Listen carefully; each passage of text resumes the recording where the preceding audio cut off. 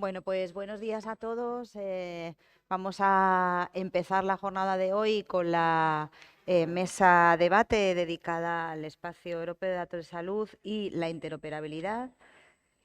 Sabéis que uno de los objetivos del reglamento, que por cierto se aprobó ayer en el Parlamento, y bueno, pues el siguiente paso ya sería todo el proceso de traducción a todas las lenguas cooficiales de la Unión Europea, que da varias vueltas, lógicamente, se remite a los países y entonces pues tarda un poquito y después de eso ya se publicaría lo que es la versión aprobada del propio reglamento. Eso esperamos que sea pues más o menos con lo que tarda esto, pues este proceso de traducción entre septiembre y octubre de este mismo año. Entonces, sabéis que uno de los objetivos del reglamento es establecer un marco obligatorio para el intercambio de información en salud, tanto para uso primario como secundario a nivel nacional y también transfronterizo con otros países de los Estados miembros.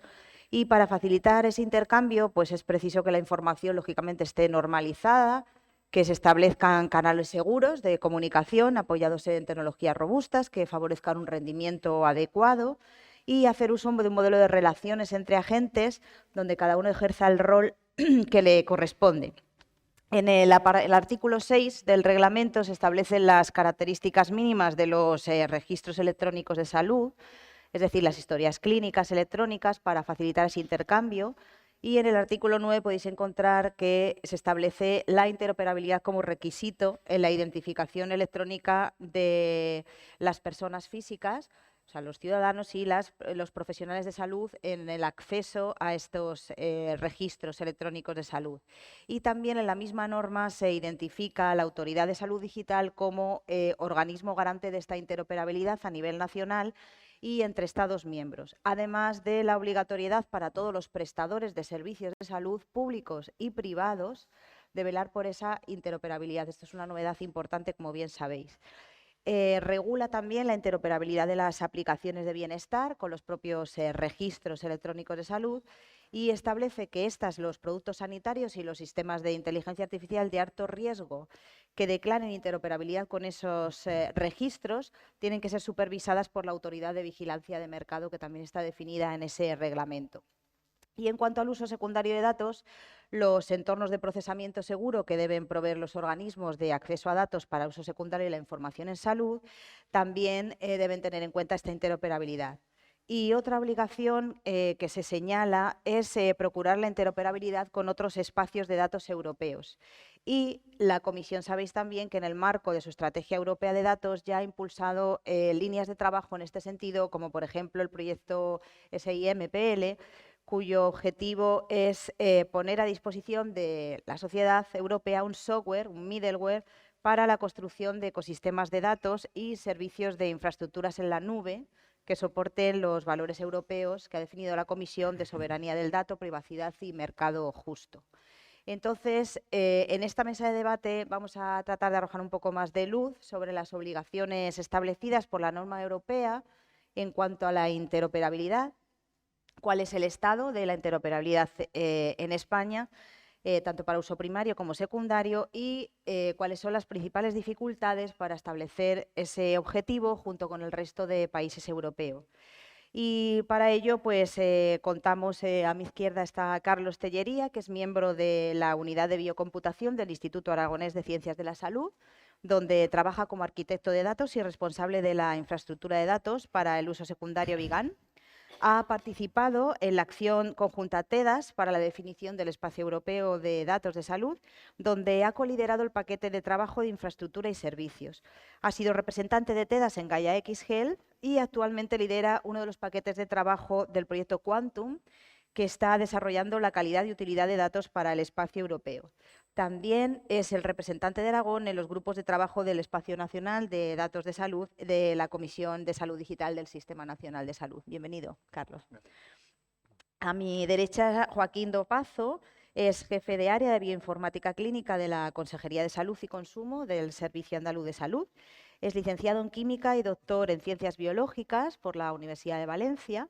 Previamente ha dirigido el Departamento de Genómica Computacional del Centro de Investigación Príncipe Felipe en Valencia, la unidad de bioinformática del CENIO en Madrid y el grupo de bioinformática de Glaxo Wellcome en Tres Cantos. Su área de trabajo abarca la genómica funcional y la biología de sistemas orientada a la medicina personalizada y actualmente está trabajando en poner las bases para facilitar el uso de datos genómicos de pacientes dentro del sistema de salud andaluz y colabora en el grupo de expertos del proyecto Sigenes del Sistema Nacional de Salud, cosa que agradecemos muchísimo, que persigue el establecimiento de un sistema de información que permita el intercambio de esa información genómica a nivel nacional, coordinado desde el Ministerio. Bienvenido, Joaquín. Gracias.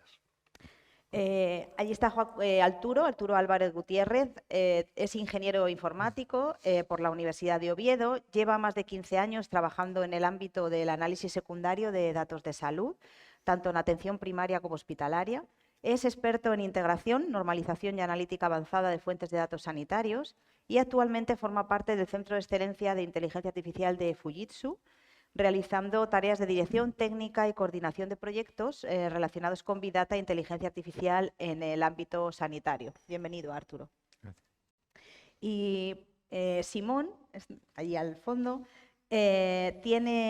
trabaja en Orion Health y tiene amplia experiencia en grandes implantaciones de historias clínicas regionales y nacionales en países como Nueva Zelanda, Emiratos, Francia o España. Y actualmente es responsable del desarrollo de negocio en Orion Health en España.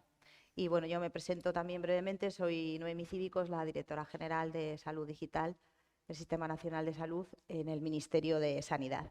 Entonces, bueno, para comenzar esta mesa, sí que me gustaría que dedicáramos unos minutos, 2-3 minutos cada uno, para que nos expliquéis cuál es, en vuestra opinión, el estado de situación de la interoperabilidad de los datos sanitarios en España y en la Unión Europea, tanto para uso primario como para uso secundario, desde vuestras propias áreas de conocimiento.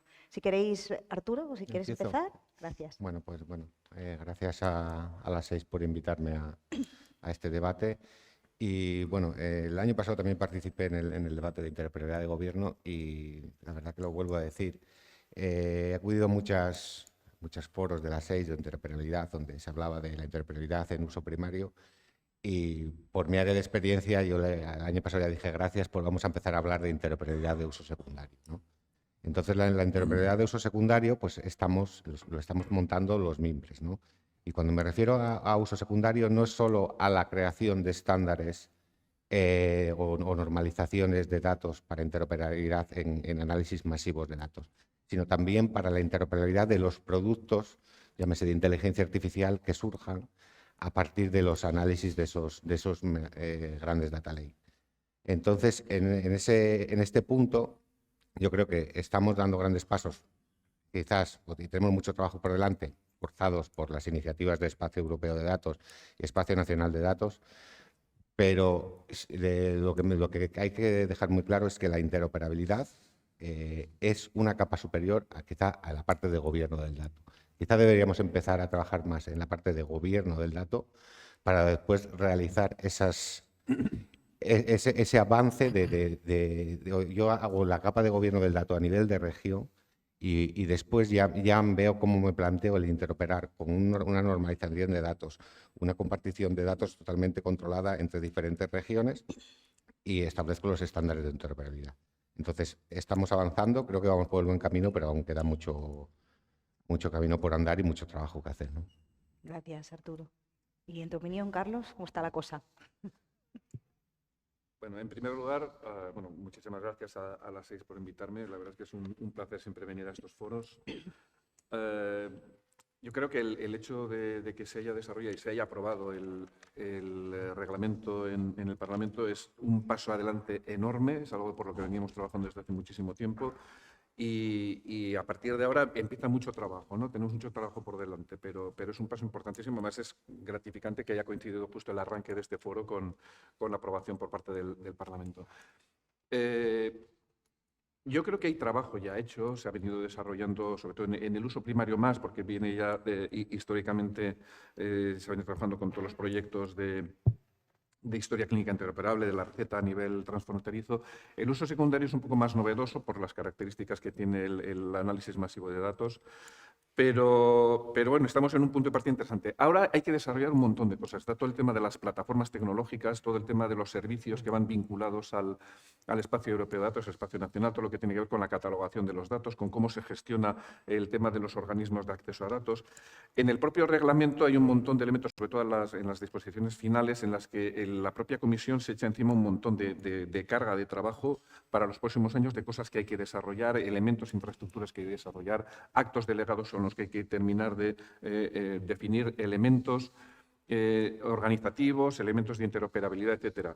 Y un poco siguiendo lo que comentaba Arturo, a mí lo que me parece interesante, efectivamente, la gobernanza es lo primero y a partir de ahí ya vas montando toda la capa de interoperabilidad y toda la capa tecnológica que te permite articular todo eso.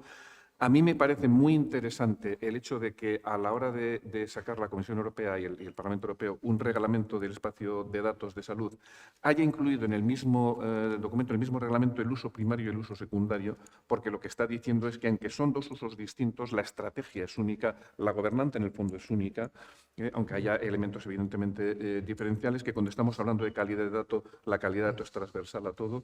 Entonces yo creo que es un foco muy interesante y ahora habrá que ir articulando todo eso, ¿no? En un montón de reglamentos, de actos, etcétera, y lo iremos viendo en los próximos años. Gracias, Carlos. Bueno, Joaquín, ¿qué te parece?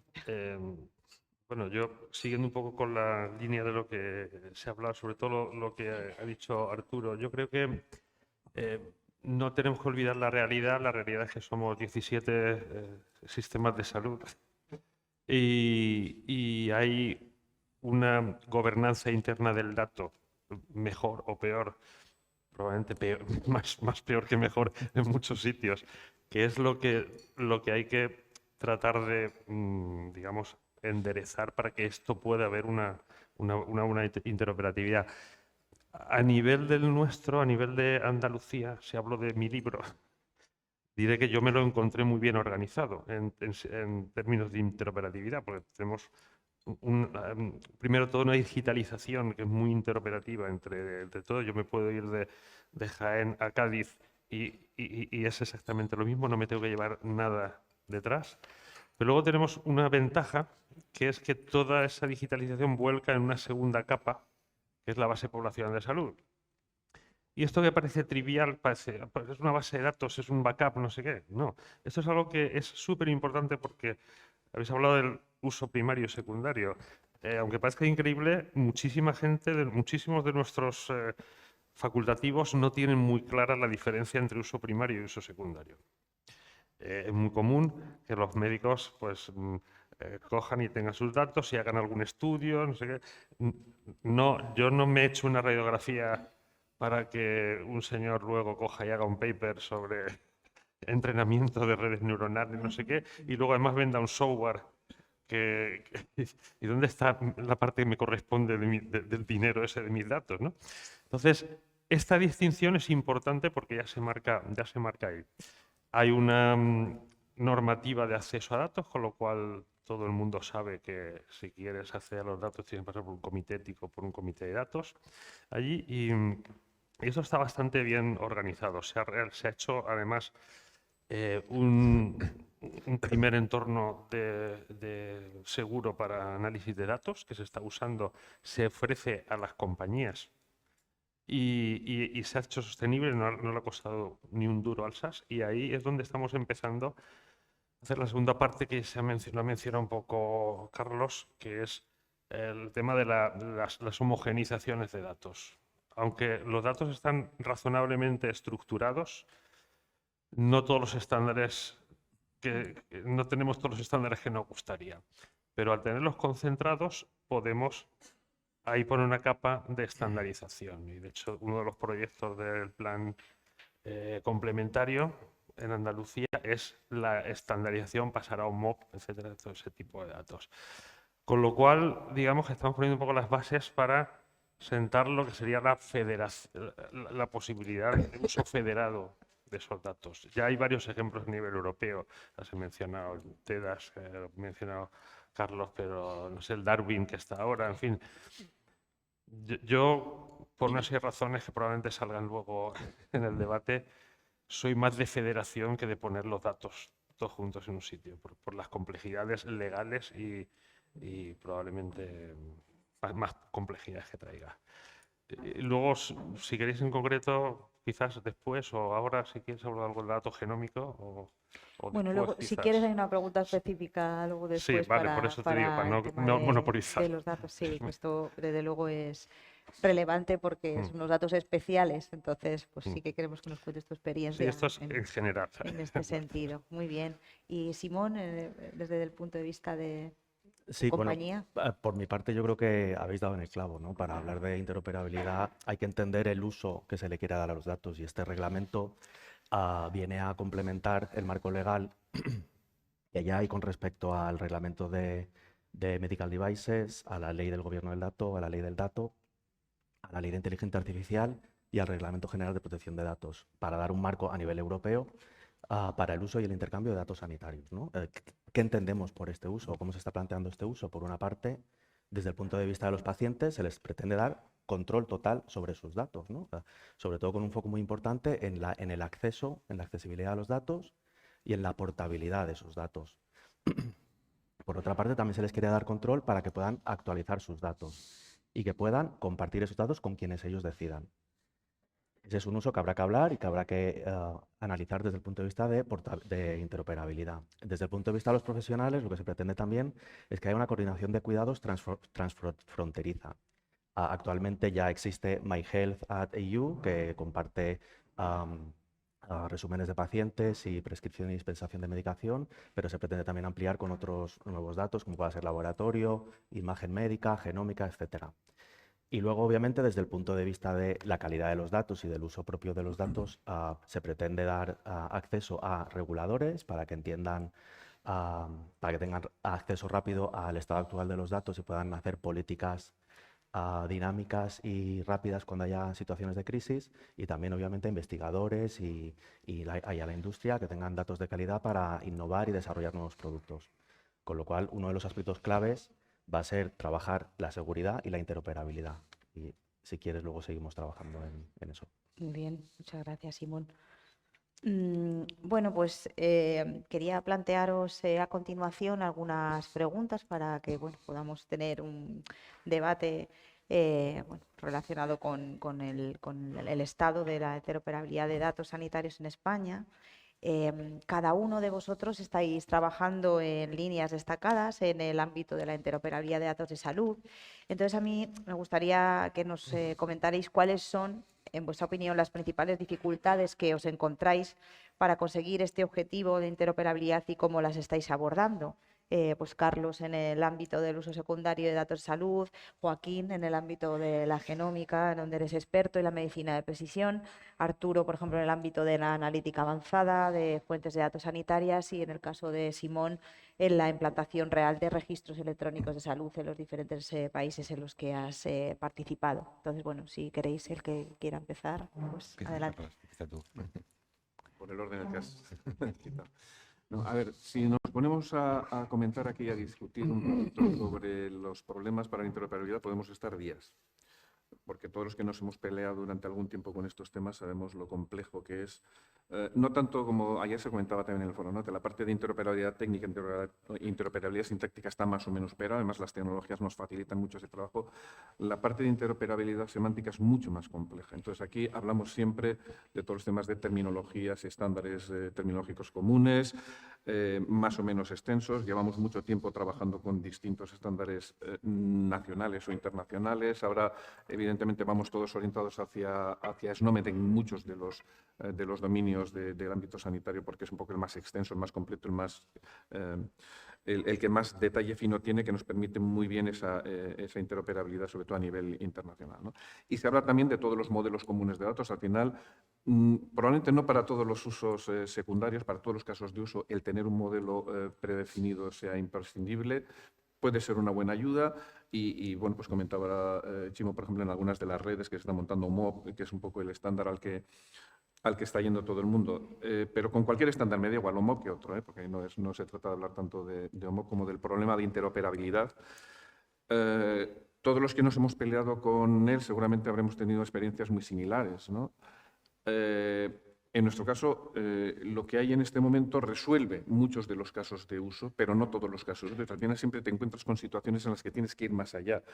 Y eso te obliga a ir extendiendo o a ir modificando los modelos. En el caso de OMOB se está trabajando ahora en extensiones para oncología, en extensiones para imagen médica, que no estaban contemplados. Y aun con todo, hay muchos casos que no encajan en eso. Y de todos los casos que se plantearán dentro del espacio nacional y espacio europeo, va a haber muchos casos en los que eso evidentemente va a exigir una adaptación. Pero es que incluso en aquellos casos en los que nos ceñimos al estándar y entramos dentro de lo que teóricamente encaja, por lo menos nuestra experiencia es que ocurre un poco parecido todos los que los últimos años, ¿no? Bueno, ya bastantes años, se hayan tenido que pelear, por ejemplo, con todos los temas de mensajería en HL7. Todos sabemos que el HL7 es un estándar perfectamente definido y cuando lo tienes que implementar necesitas guías de implementación, necesitas normas, necesitas consensuar la forma de trabajar con eso. Y muchos de los que estamos en esta sala seguramente recordaremos y habremos trabajado con las famosas guías de implementación que publicó SACIL en su día, ¿no? Que eran fantásticas porque nos permitía aterrizar un estándar. En el caso de los modelos comunes de datos nos va a pasar exactamente lo mismo. Cuando hemos tenido que hacer nosotros algún proyecto federado con un modelo común, pero no, como ya tenemos modelo común, esto funciona. No, no funciona. Hay que consensuar. O haces las cosas sin mirar y cuando ves los resultados no cuadran. Porque uno ha metido la información en un sitio o en otro, unos tienen muchos datos de un tipo y no de otro, etcétera, etcétera. Entonces, al final, la realidad es tozuda y nos lleva a una complejidad a la hora de gestionar la información muy importante. Yo estoy convencido de que esto va a ir avanzando, igual que ha avanzado. En los últimos 15, 20 años ha avanzado muchísimo, en los próximos años seguirá avanzando y tendremos que ir trabajando muchísimo en eso. Pero yo creo que aquí tenemos un problema importante que las infraestructuras, los modelos comunes y los estándares no terminan de solucionarnos, ¿vale? Y luego solo voy a apuntar un elemento que probablemente en algún momento se comente después en el debate, pero que es otro de los componentes que dentro del planteamiento de las discusiones que ha habido en el espacio europeo ha salido recurrentemente, en el espacio nacional se ha comentado también alguna vez, y es el tema de la identificación de los pacientes. Es decir, ¿cómo gestionamos? Evidentemente tendrá que haber un proyecto de identificación única de ciudadano en toda Europa y eso facilitará mucho la gestión porque en este momento la identificación e incluso la pseudonimización basada en identificadores a nivel de un único proveedor es muy sencillo. En el momento que empiezas a combinar varios proveedores la cosa se complica porque necesitas compartir esa información. A nivel europeo se complica más si no lo gestionas como una identificación única a nivel europeo. Y el otro problema añadido a eso es que cuando tenemos personas que se van moviendo de un sitio a otro, no solo es el hecho de cómo linkas esa información, sino el hecho de que con mucha frecuencia nos vamos a encontrar con información duplicada. Es decir, un paciente de una comunidad autónoma se va a otra comunidad autónoma y si se lleva la historia clínica, lo más probable es que en la segunda comunidad autónoma hagan una copia de toda la historia. Cuando luego juntas te vas a encontrar con que la misma información, y a lo mejor no exactamente la misma, con pequeñas diferencias, la vas a tener desde dos proveedores distintos. Y cuadrar eso y detectar que eso es la misma información y saber cuál es la verdad en ese sentido, eso va a suponer un problema. Bueno, estoy muy de acuerdo con la importancia de la identificación electrónica del paciente en este ámbito. Bueno, sabes que también está el reglamento IDEAS ahí también a punto de aprobarse, con lo cual pues esperamos también que nos pueda arrojar un poco de luz sobre cómo tenemos que hacerlo, sobre todo el camino hacia esa identidad única electrónica. Y Joaquín, en el ámbito de los datos genómicos, que sabemos que son especiales también en su tratamiento. Pues el dato genómico le pasa una cosa muy curiosa y es que es justo lo contrario de lo que acabas de contar. Como dato es muy simple. O sea, tú hablas de dato clínico, no es un dato clínico, son muchos tipos de datos muy diferentes, de muchas naturalezas, medidos de formas diferentes por distintos hospitales o sistemas de salud, cuya homogeneización es muy complicada. El dato genómico no, es una lista de letras y estamos todos de acuerdo en el formato que usamos. El problema es que, al contrario que el dato clínico, que ya desde hace mucho tiempo se lleva acumulando y de mejor o peor digitalizado está, el dato genómico nos encontramos una situación devastadora en términos de que no se está almacenando. En Andalucía estimamos que se hace un número bajísimo de determinación para la población de determinaciones de datos genómicos. Estoy hablando de probablemente los de entre 30 y 40.000 al año. Cuando empezamos a buscar no había prácticamente nada, porque muchas de ellas se externalizan, con lo cual realmente el dato no llega a estar nunca en el sistema de salud. Otras ocurren alrededor de secuenciadores. Aquí hay una parte que es culpa de la prisa del facultativo por tener que poder dar un diagnóstico, y parte es culpa de cómo gestionan esto las empresas de secuenciadores, que dicen: yo te doy un secuenciador, te lo doy gratis, luego te cobro el uso del secuenciador, pero es con un sistema de software que no interopera con el resto del sistema de salud, con lo cual se queda ahí en un pequeño sumidero de datos, nunca llega al sistema de salud. Y no es complicado, porque esto se podía plantear de la misma manera que se plantea el uso de la imagen médica, porque al final realmente es una evidencia para un diagnóstico. Lo mismo que una radiografía, lo mismo que igual. Y se gestiona de la misma manera. Tú puedes sacar la imagen y verlo en un software especializado, y esto lo puedes hacer así. Pero el hecho es que no se está haciendo. Está desconectado, y eso genera un coste mucho más alto para la generación del dato, genera inequidad porque solamente se maneja en los hospitales que se está manejando. Y empezamos a intentar arreglar eso y era complicadísimo. Se nos cruzó COVID.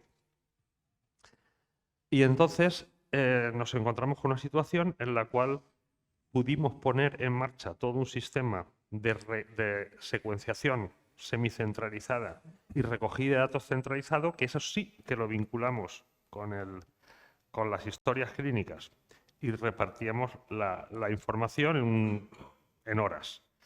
Pensad que un genoma de un virus es una birria, es más pequeño que un gen humano, que esto es un procesamiento rápido.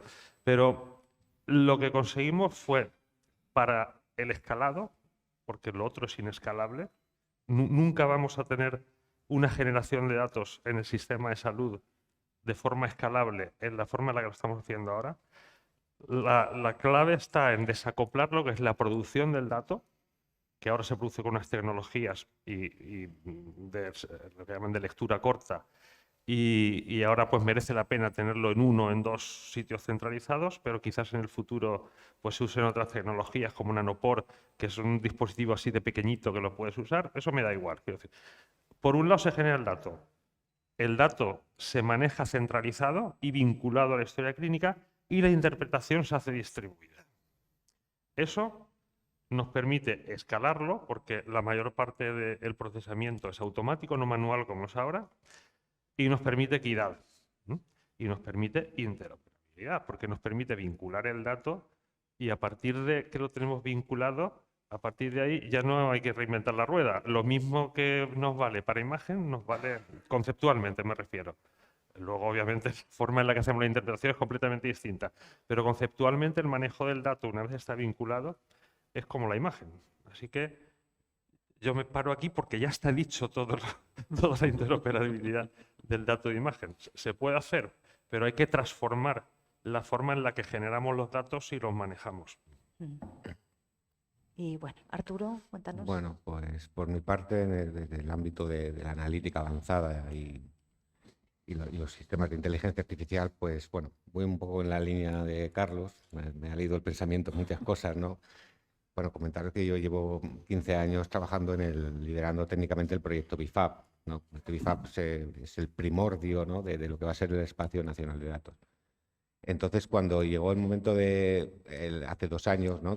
Vamos a homopizar BIFAP para integrarnos en Darwin, para integrarnos en Back4You, que lleva otro modelo de datos que es Conception, nosotros ya teníamos mucho trabajo hecho. ¿Por qué? Porque nosotros nos tuvimos que inventar nuestro propio MOB. Nosotros teníamos el modelo de datos que, en función de la información recibida de las comunidades autónomas, tanto de atención primaria como de atención sanitaria, teníamos que homogeneizarlo y hacer un modelo de datos común para después desarrollar unas herramientas de explotación orientadas a la realización de estudios farmacoepidemiológicos. Entonces, cuando llegó MOB, bueno, primero llegó Conception, después contaré un poco algunas cosas de Conception, ¿no? Pero cuando llegó había que certificarse en OMOP. Nuestro trabajo fue más fácil que el que puede plantearse ahora una comunidad autónoma a la hora de transformarse todo a MOP. ¿Por qué? Porque tenemos un modelo común Y vuestro modelo, casualidades o no, pues se ajustaba muy, muy, muy, muy bien al MOP, ¿vale? Y habíamos tenido habíamos hecho todo el cambio de mentalidad de pasar todo a SNOMED, no ceñirnos en la CIAP, en el CIE 9, CIE 10, porque nos habíamos dado cuenta que la granularidad de la codificación era insuficiente para ciertos casos de uso. Entonces nos fuimos ajustando a la descripción del diagnóstico, y esa descripción del diagnóstico, obviando el código, la intentamos normalizar en SNOMED. Entonces, cuando llegó MOP, pues como decíamos, tiramos flechas prácticamente directas, ¿no? Entonces, ahí sí que vimos, además es un modelo que me gusta porque es un modelo vivo, porque al final no es algo cerrado, CIE 9, CIE 10, que cada 2 años tienes que esperar a la extensión del CIE 10, sino que el modelo de Odyssey, ¿no?, de OMOP, plantea, pues lo que decía, un nuevo modelo para el tema de oncológico, te plantea flexibilidad a la hora de crear tus tablas, de añadir campos adicionales para tu uso interno. Entonces sí que es un modelo que yo creo que es válido. Entonces nos lanzamos al reto de homopizar y conseguimos certificarnos en menos de un año. Porque la verdad que fue sencillo, nos certificó una de las 5 empresas que hay en España para certificar en HOMOP. Y entonces comenzamos a ver, vamos a intentar en Darwin, nos metimos en un proyecto de Darwin. Lo que consiste Darwin es que, ¿vale?, tú tienes tu base de datos homologizada, yo te paso el script y tú lo ejecutas en tu sistema y devuelves los resultados agregados o lo que te pide el script. Entonces es bueno porque es replicable, todos hacemos lo mismo. ¿Qué pasó a nivel tecnológico? Que para una base de datos gigantesca como es BIFAP, que tiene 25 millones de pacientes, o nos íbamos al BSC o aquello no iba. Claro, estaba pensado para tener el OMOP en una base de datos relacional y tal, y nosotros teníamos todo en Spark, todo distribuido, y tuvimos que adaptar nosotros mismos ese script que nos venía en PL, pues a Python y poder ejecutarlo. Entonces, sí que esa fue una de las restricciones, porque quizás la homopización está hecho en centros muy locales que te permiten tener una base de datos SQL al uso, sin muchos recursos de máquina, y poder ejecutarlo, pero cuando necesitas millones y millones y millones de pacientes, eso no va. Entonces, esa es una de las restricciones. Y, por ejemplo, otro tema que hablaba Carlos, el tema de la granularidad o un problema que tuvimos con Back4You, ¿no? Teníamos que analizar, el Back4You era el análisis de efectos adversos en vacunas. Cuando íbamos a vacunar de COVID, pues tuvimos que calcular, España, o sea, concretamente el Ministerio se encargó de calcular las incidencias basales de todos esos AESIs, ¿no?, esos efectos adversos que proporcionan las vacunas. ¿Y qué nos encontrábamos? Claro, esas enfermedades son muy raras. Entonces veíamos que, oye, no recuerdo así alguna, pero imaginemos yo qué sé, la enfermedad, un linfoma de Hodgkin, no sé qué, un tipo muy, muy, muy específico, ¿no? Entonces nos encontramos que las incidencias basales, ya estratificadas por región, en una nos teníamos casos, en otra no teníamos. ¿Pero qué está pasando? Claro, el problema era que desde los operacionales no se le permitía al clínico dar la granularidad suficiente, suficientemente el detalle de la patología que tenía. O sea, tú de infarto de miocardio no podías pasar de ahí porque todo está estructurado. Pero claro, si quieres un infarto no Q con estenosis, no sé qué, y sustitución de válvula mitral, no sé cuánto, pues no le permitían eso. Entonces no puedes llegar a ejecutar casos de uso con patologías tan específicas. Entonces sí que hay la recomendación a los sistemas de información de las comunidades es que dejen al médico, o sea, con la tecnología que hay hoy del procesamiento del lenguaje natural, dejar al médico, darle flexibilidad al médico para que anote en su historia clínica una información que pueda enriquecer más allá de lo estructurado, que nos sirve para sacar unas estadísticas en número de pacientes que tienen gripe, número de pacientes que tienen cáncer de colon. Entonces, eso fue una de las cosas una de las dificultades que nos encontramos. Y poco más porque ya me enrollé bastante, ¿no? Gracias, Arturo. Bueno, Simón, ¿y tu experiencia? Sí, por mi experiencia, bueno, estoy completamente de acuerdo también con vosotros con que uno de las líneas de trabajo que son proyectos en sí mismo es la identificación de los pacientes, sobre todo si ya es complicado en pequeñas organizaciones, imaginaros a nivel nacional, ¿no?, o a nivel comunitario, a nivel europeo. Del mismo modo pensaría en la autenticación, en la identificación de profesionales, roles profesionales y a qué datos deberían tener acceso. De nuevo, si eso a nivel regional o nacional ya puede ser complicado, a nivel europeo puede llevar bastante trabajo. Eso unido luego al consentimiento de los pacientes, ¿no? ¿Cómo vamos a gestionar que pacientes consienten que sus datos estén en estos espacios o no, sea el europeo o sea un proyecto a nivel nacional o en una organización? Y luego, también estoy de acuerdo en que en general lo que es interoperabilidad sintáctica yo creo que está bastante resuelta. La semántica todavía hay mucho trabajo para este tipo de proyectos. Hay que tomar decisiones a nivel de política editorial, de cómo vamos a gestionar los catálogos, de qué terminologías vamos a utilizar. Hay que tener en cuenta que los sistemas, que al final es donde residen los datos, muchos de ellos pues, pueden ser antiguos, pueden tener codificaciones locales. Pueden ser sistemas que trabajen mucho en texto libre, como estábamos comentando. O sea, hay una falta de gobierno del dato y una falta de calidad del dato que cuando extiendes esto en el alcance a nivel europeo puede traer una complejidad terrible, ¿no? Yo por mi parte también pensaría en la carga inicial de estos espacios, ¿no? O sea, habría que tomar decisiones de con qué volumen se va a empezar a cargar estos datos, si vamos a empezar de hoy hacia adelante, si queremos cargar 10 años para atrás y la complejidad que eso va a tener, ¿no? No solo en volúmenes, sino de nuevo en calidad del dato. No es lo mismo la calidad que estamos teniendo hoy en día en los sistemas de información que la que podíamos tener 10 años hacia atrás. Y luego finalmente, y también en base a mi experiencia, otro de los temas importantes a considerar en este tipo de proyectos es la interoperabilidad organizativa, es decir, quién, cómo, qué roles, qué capacidades son necesarias, quién va a estar gestionando qué sistemas, y legislativa en el sentido que no podemos abordar este tipo de proyectos a nivel regional, nacional o europeo sin tener una armonización en todas las legislaciones correspondientes, ¿no? Que dé soporte y apoye este tipo de proyectos, que proteja a los ciudadanos, pero que también, de alguna manera, obligue a las organizaciones a compartir esa información, ¿no? y en determinadas calidades. Con lo cual, en el proyecto europeo que estamos abordando, hay que pensar que esta armonización va a tener casuísticas locales y que luego esto puede generar todo tipo de problemas de interoperabilidad entre unas regiones y otras.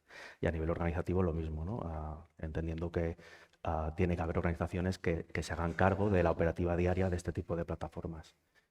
Y en nuestro caso, lo que estaba comentando, tenemos experiencia en implementar este tipo de plataformas a nivel nacional. La última que implementamos es en Arabia Saudí, que es para 37 millones de ciudadanos.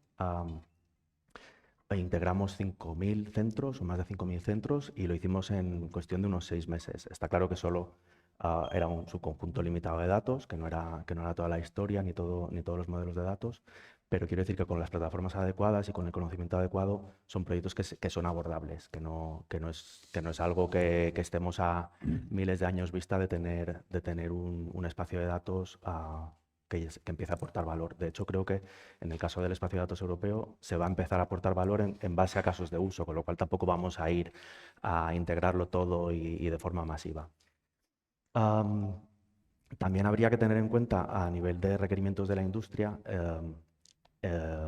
el reglamento del espacio de datos europeo trae unos requerimientos específicos para los fabricantes de historia clínica electrónica. En este caso, tenemos que hacer una declaración de conformidad con los requerimientos generales y con los anexos de seguridad y de interoperabilidad. Y de nuevo, entendiendo que esto al final va a tener una implantación local y estos requerimientos pueden variar, habría que pensar a nivel de interoperabilidad europea qué impacto puede tener diferentes regulaciones para los fabricantes, ¿no? Y intentar trabajar en esa vía. Otro de los temas que me parecen complejos, sobre todo a nivel europeo, ya lo he dicho antes, es la portabilidad de los datos, específicamente por el requerimiento técnico-legal que pueda haber si digamos, un médico de Francia accede a datos españoles para dar servicio a un ciudadano español que está en Francia y en base a eso diagnostica y ofrece un tratamiento, entendiendo que esos datos españoles que este médico ha tenido que utilizar puedan tener que persistir en ese sistema francés, ¿no? Y qué implicaciones puede tener todo eso. Pues muchas gracias, Simón.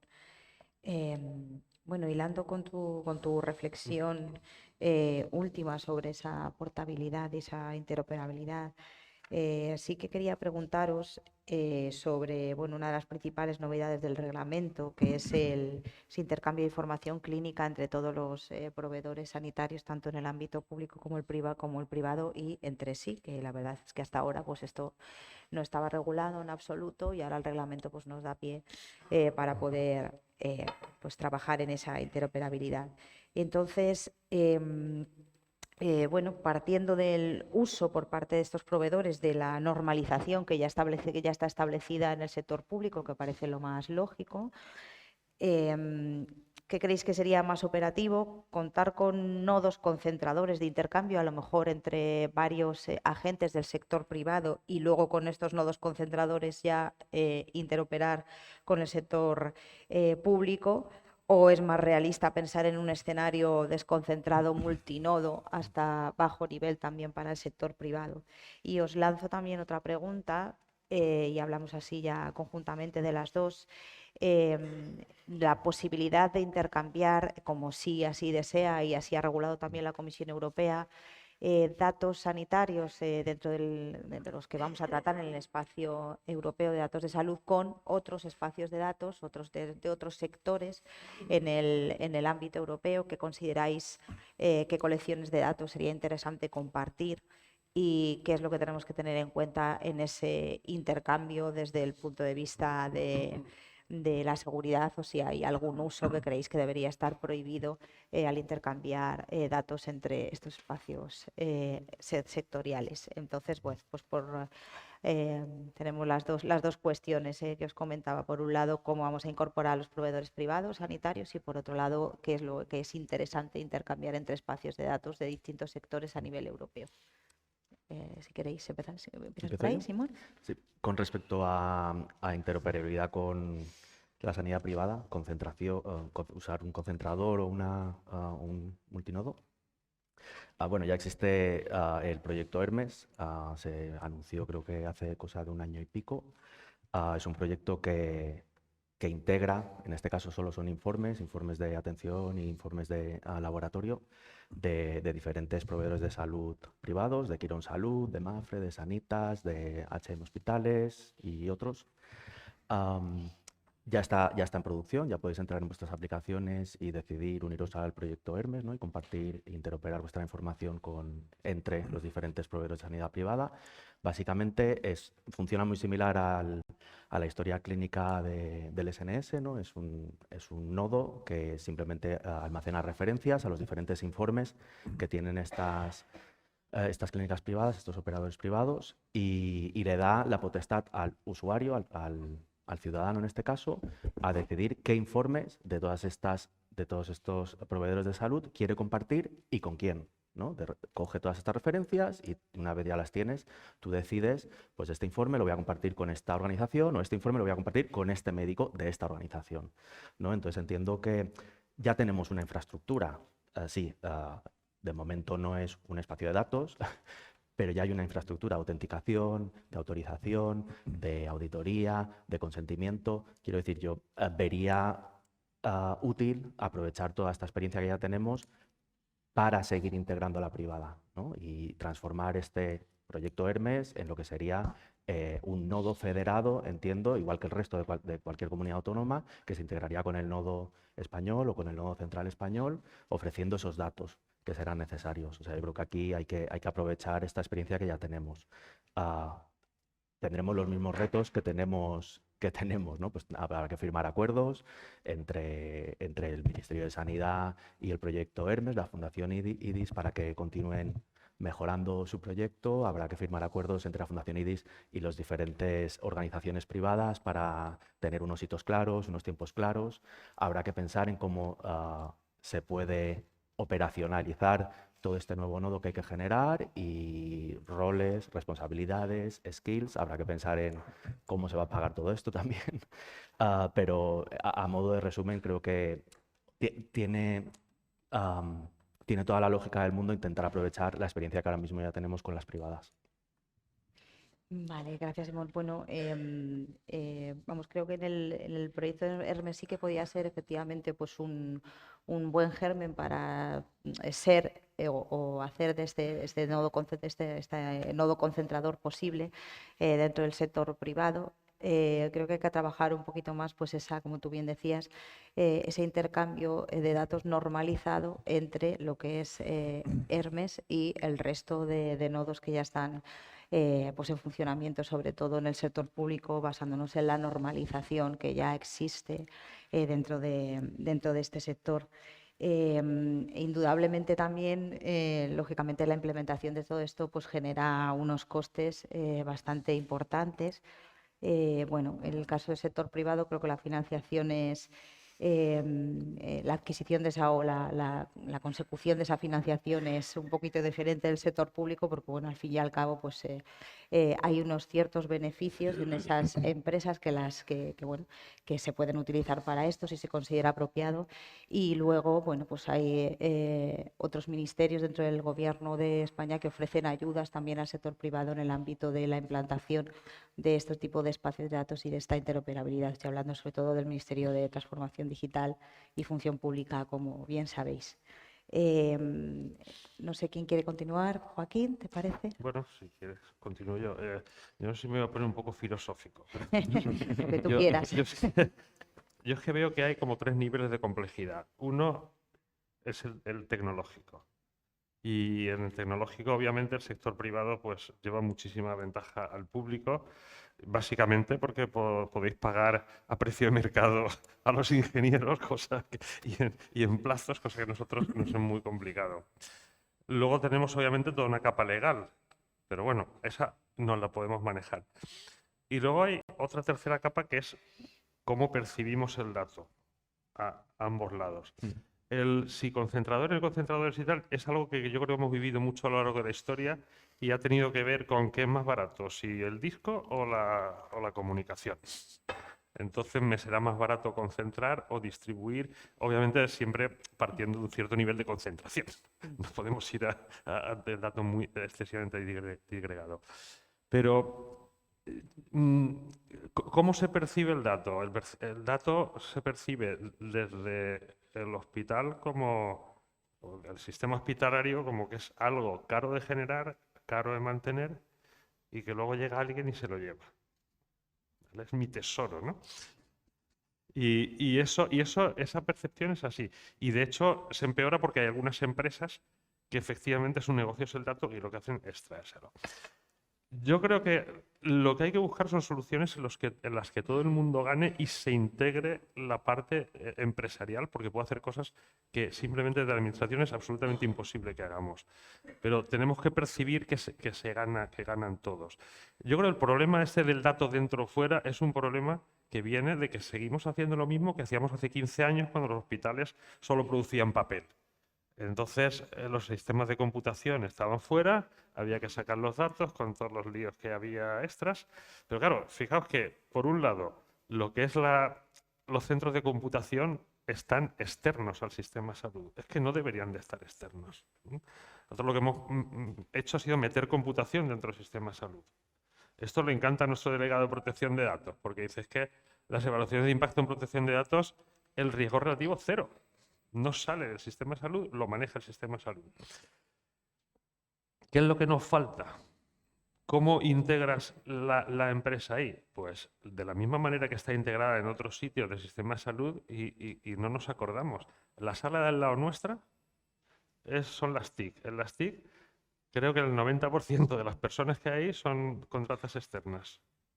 Es que las empresas deberían de empezar a pensar a entrar dentro del sistema hospitalario a hacer lo que hacen fuera, teniendo los datos dentro del sistema hospitalario. Y hacer al sistema hospitalario partícipe, o sea, que el sistema hospitalario no es solo para gastar el dinero de los impuestos. Si se genera conocimiento y se genera riqueza, el sistema hospitalario ha de recibir parte de esa riqueza. Nosotros todo el sistema este que hemos montado de entorno de investigación de confianza no le ha costado ni un duro al SAS. Se paga solo y tiene superávit. De hecho, nuestro gran problema dentro de la administración es cómo no gastamos el dinero. Esto es así de triste, ¿no? Y además estamos haciendo otra cosa. Empezamos a tener trabajadores de CROs que trabajan dentro de nosotros, lo mismo que en las TIC trabajan gente de otras empresas. Esa integración de la empresa y lo público, cogiendo lo mejor de cada uno y siendo beneficiarios ambos de un posible beneficio o siendo copartícipes de los riesgos, es lo que nos va a permitir más esta integración de la parte privada. Yo creo que hacer las cosas por decreto, bueno, está bien, pero no necesariamente funcionan si no tienes a la gente convencida. Y la única manera es que las dos partes perciban que ganan algo con esto y que nadie se sienta timado. Y yo creo que por ahí van los tiros. Sí, estoy muy de acuerdo. La verdad que ambas partes efectivamente tienen que percibir ese win-win, porque es que si no, pues efectivamente no caminaremos en la misma dirección por mucho que un reglamento totalmente necesario europeo, porque sin eso no podemos hacer nada más. Pues nos permita ahora trabajar en esa Sí, línea. pero si el hospital se siente timado, va a ser reactivo a dejar Claro. los datos. Tú puedes hacer un concentrador, no sé qué, pero yo me siento timado y vas a ver cuándo te llega el dato. Sí, por eso, lógicamente, es el así. establecer también a nivel nacional, y creo que eso el reglamento pues, no sienta las bases, pero nos lo permite, establecer a nivel nacional esa regulación, esos procesos que nos permita regular sobre todo ese retorno de la inversión, de la innovación que pueden realizar las empresas españolas, que desde luego pues, oye, pues tienen la capacidad sobrada de hacerlo. Ujú. Y poder revertir pues, esa inversión al Sistema Nacional de Salud pues, a un coste a lo mejor más competitivo o incluso gratuito, porque bueno, pues, si para llegar a esa innovación has utilizado los datos de esos centros sanitarios, pues sería justo en esa medida pues, que bueno, pues se pudiera llegar a ese tipo de acuerdos y bueno, en los que todos ganamos. Por aquí, Carlos. Yo de partida compro todo lo que ha dicho Chimo. De arriba abajo, ¿no? Estoy absolutamente de acuerdo. Voy a añadir una dimensión a lo que estamos comentando. Y es que el reglamento establece la obligatoriedad por parte de todo el sector privado de poner a disposición los datos tanto para uso primario como para uso secundario. Y la forma de gestionarlo y de abordarlo yo creo que es distinta, ¿no? En el caso del uso primario, al final lo que se está estableciendo y se está imponiendo es habilitar y empoderar al paciente para que sea él quien pueda gestionar de alguna manera cómo se accede a su información, ¿no? Aludiendo además al derecho de portabilidad que se establece en el RGPD y en el reglamento. Entonces, ese mecanismo de acceso a la información en base a lo que el paciente, el ciudadano, autoriza y permite porque es el principal interesado en ello, no creo que sea fácil de implementar, va a haber que desarrollar cosas, pero sí que entiendo que es fácil de conceptualizar y fácil de regular, o relativamente fácil de regular, ¿no? Incluso para el sector privado. En el caso del uso secundario, la cosa se diluye mucho más, porque, claro, hay que ver exactamente esa información que nosotros podemos utilizar para un uso secundario que se está generando dentro del contexto del sector sanitario privado, cómo se integra dentro se va a montar también un lago de datos concentrado para el sector privado, cada uno va a tener el suyo, qué información es la que está manejando, teniendo en cuenta además que por lo menos en el contexto español, lo que yo conozco aquí en Aragón y creo que en el resto de comunidades es esencialmente lo mismo, una gran parte de la actividad privada es actividad concertada o conveniada con el sector público, ¿no? Entonces ahí tenemos información de pacientes que están en un sitio, que están en otro, ver cómo se gestiona eso, que insisto, a nivel primario, de uso primario es relativamente sencillo de conceptualizar, en el caso secundario se diluye mucho más. Y una prueba clara de los problemas que hay en este uso secundario con el sector privado, todos los que se hayan peleado alguna vez con el CMBD, en el que las clínicas y hospitales privados tienen que reportar a las comunidades, a las autoridades sanitarias autonómicas, ven la complejidad de encajar los datos que se ofrecen desde el sector privado con el público, la mala calidad y la mala identificación de los pacientes que vienen del sector privado en general, aunque se va mejorando a lo largo de los años, pero todavía sigue siendo bastante deficiente, ¿no?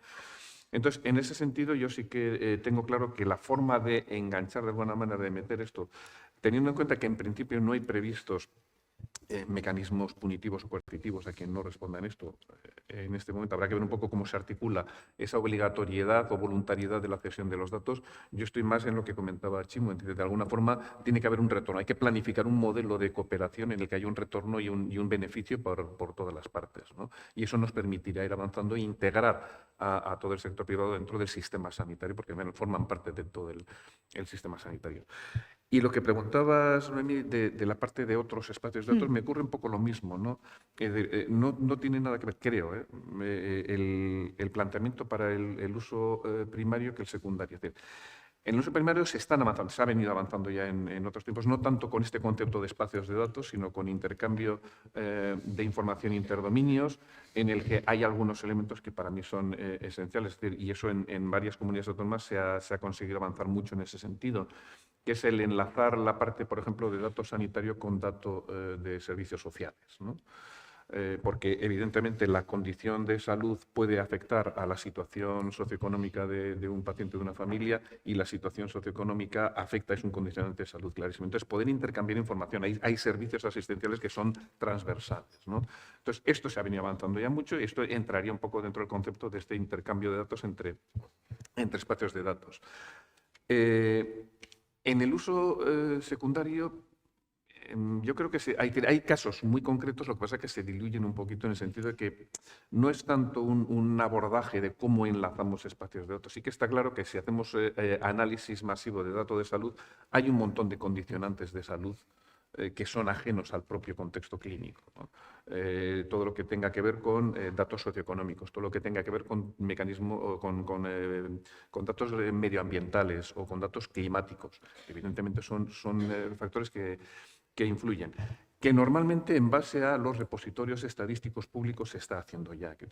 Yo creo que ahí no es importante o no es crítico el establecer mecanismos de intercambio de esa información. Ahora, ¿normalizar de alguna forma eso? Pues sí, seguro que sí, que nos va a ayudar, ¿no? Dentro del concepto de One Health, que cada vez se está imponiendo más, pues también el intercambiar información entre esos elementos y entender que la salud de las personas no depende solo de la asistencia sanitaria, depende de un montón de elementos, no solo elementos que existen, hablando de los datos climáticos, evidentemente es recoger la información y no podemos incidir, pero todo lo que tenga que ver con medio ambiente, con agricultura, del tema de zoonosis y demás. Bueno, pues son elementos que sí que habrá que ir articulando de alguna manera para mejorar un poco esto, que se han venido haciendo, se han venido haciendo de una forma un poco informal y que el regular, el normalizar un poquito esos mecanismos, pues evidentemente nos ayudará a todos, a todas las escalas. Sí, bueno, la línea o desde luego la forma de avanzar es desde luego la cooperación, pero claro, ahora lo tenemos más fácil porque hay una obligatoriedad que establece el reglamento. Esto es de hay que hacer. O sea, hay que hacer, bueno, ya luego ya veremos a ver cuánto nos cuesta y cuál es la mejor forma de hacerlo, pero hasta ahora, como era potestativo, pues tampoco era fácil pues poder dirigirse a un proveedor, pues en este caso privado o también público, decirle tienes que hacer, pues es que no estaba escrito en ninguna parte, pero ahora sí. Entonces, bueno, creo que ahora pues ya podemos empezar a pensar en mecanismos un poco más colaborativos que, oye, favorezcan pues el cumplimiento de esa obligatoriedad. Y bueno, Arturo, entonces por tu parte. Pues poco más que añadir en el tema de concentradores o federación. Mi opinión es que mucho mejor concentración por ahorro de costes. Más que nada, porque si no, cada nodo tiene que, sobre todo en temas de seguridad y de control de acceso, pues los costes a las aseguradoras que se les pueden subir, sobre todo no costes de implantación, sino pues costes de mantenimiento, ¿sabes? Que tienes que tener un equipo de seguridad para administrar cada uno de esos nodos federados. Y en el tema del espacio europeo, pues bueno, aquí mis notas pues tenía lo mismo, el integrar datos de servicios sociales, sobre todo de medio ambiente, pues yo creo que al final es muy importante. En la Agencia de Medicamentos se intentó integrar la parte socio y la parte económica de forma fallida y la parte ambiental yo creo que es lo más importante.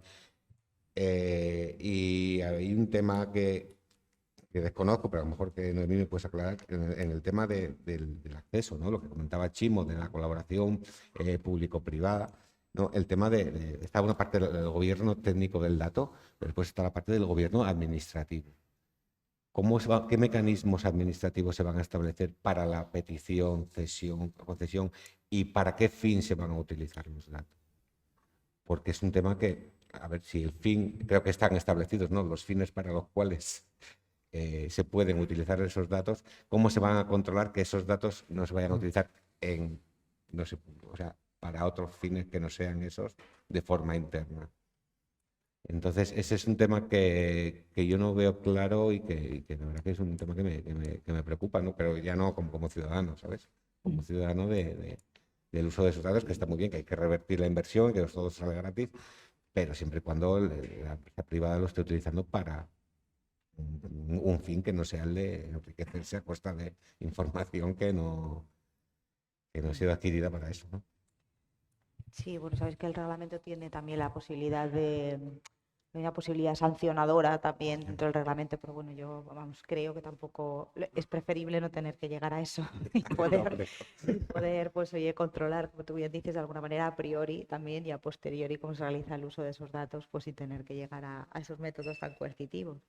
Y bueno, en cuanto al intercambio de datos entre distintos sectores o distintos espacios de datos, desde luego, bueno, estoy muy de acuerdo también con la reflexión que hacías, Carlos, de bueno, poder utilizar esos condicionantes sociales para intercambiarlos con los datos de salud y poder realizar pues, estudios bueno, pues que sean interesantes en ese sentido.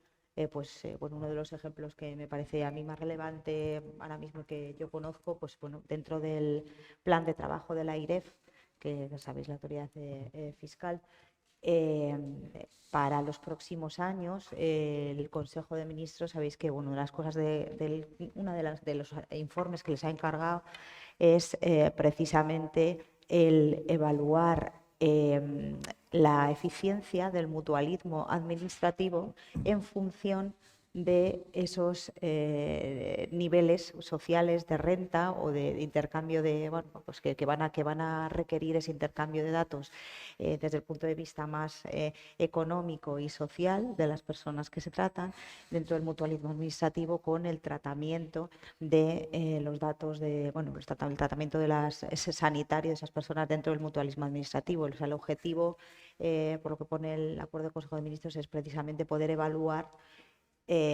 cómo deficiente es el mutualismo administrativo para cada uno de los niveles de renta, por así decirlo, y cuándo o en qué casos se produce un trasvase de pacientes desde el mutualismo administrativo privado al público y por qué. Que a mí la verdad es que me parece muy, muy interesante este estudio. Entonces, bueno, veremos a ver las conclusiones porque seguro serán muy relevantes. Bueno, quería, a ver, son ni 20, pues hay un ratito para preguntas si hay alguna cuestión que queráis por allí.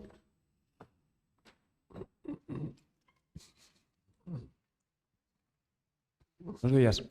Quería saber si tenemos plazos precisos vinculados a algún tipo de fondo o algún tipo de decreto, de planteamiento, ¿cuándo tenemos que tener montado algún espacio de datos sanitarios? Gracias.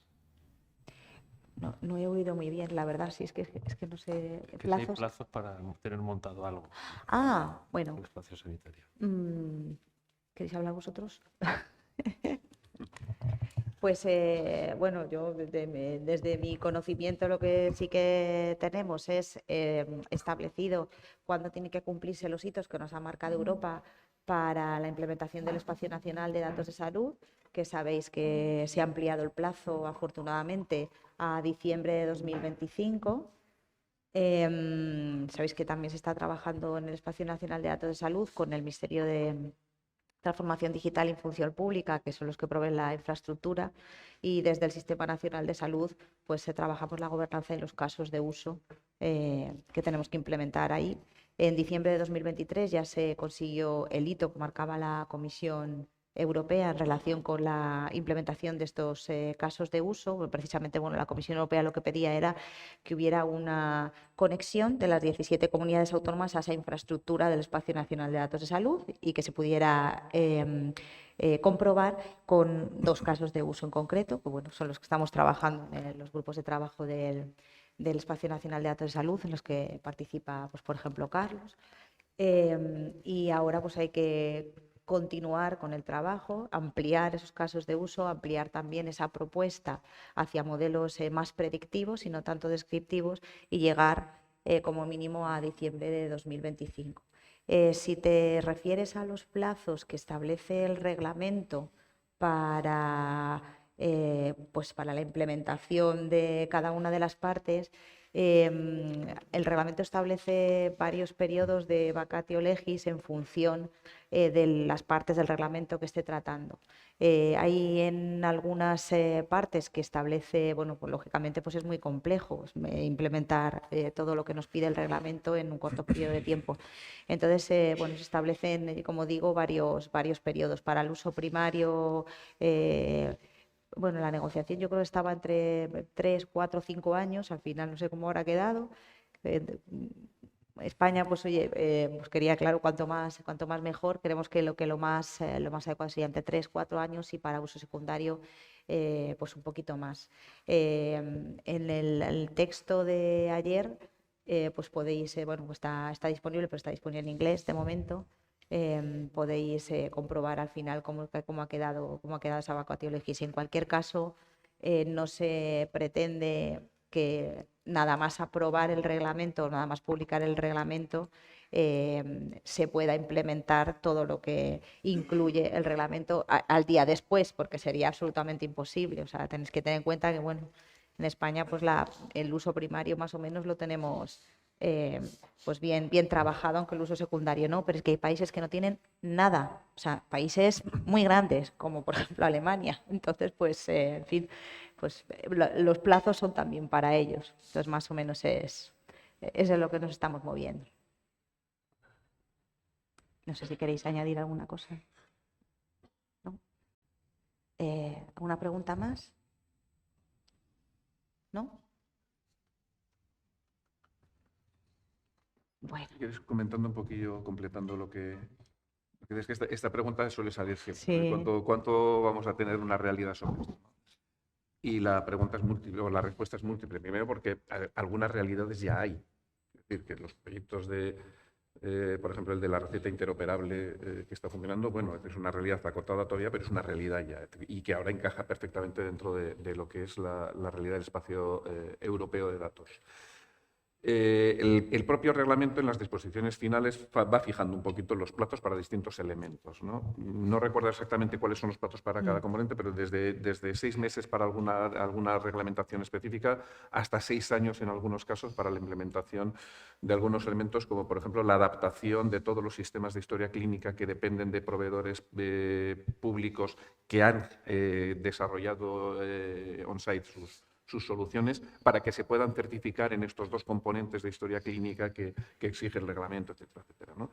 Con lo cual el escenario va, pues eso, evolucionando poco a poco y tal. Luego hay un montón de proyectos que se están lanzando en paralelo, desde los pilotos del espacio, toda la parte de calidad, la parte de organizar los organismos de acceso a datos, y que tienen que derivar en actos delegados que se irán publicando a lo largo de los próximos años.